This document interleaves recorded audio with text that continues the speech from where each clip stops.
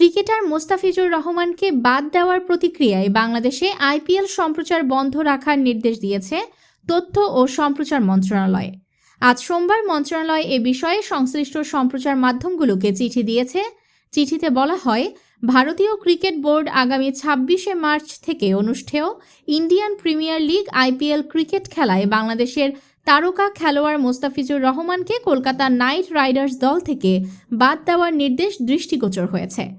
ভারতীয় ক্রিকেট বোর্ডের এই সিদ্ধান্তের কোনো যৌক্তিক কারণ জানা নেই। এমন সিদ্ধান্ত বাংলাদেশের জনগণকে ব্যথিত, মর্মাহত ও ক্ষুব্ধ করেছে।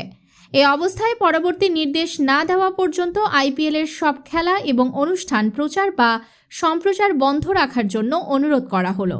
এমন একটি নির্দেশ আসতে পারে তা ধারণাই করা হচ্ছিল, কারণ ক্রিকেটার মোস্তাফিজুর রহমানকে বাদ দেওয়ার প্রতিক্রিয়ায় বাংলাদেশে আইপিএল সম্প্রচার বন্ধের উদ্যোগ নিতে তথ্য ও সম্প্রচার উপদেষ্টাকে অনুরোধ করেছিলেন আইন উপদেষ্টা অধ্যাপক আসিফ নজরুল।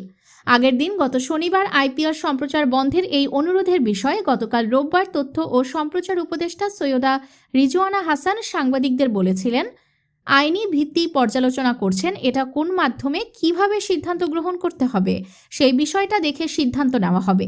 তিনি বলেছিলেন, এখানে একটি সিচুয়েশন তার জন্য তৈরি করা হয়েছে, তাকে এ ব্যাপারে একটা ব্যবস্থা নিতে হবে, তার চুপ করে বসে থাকার উপায় নেই।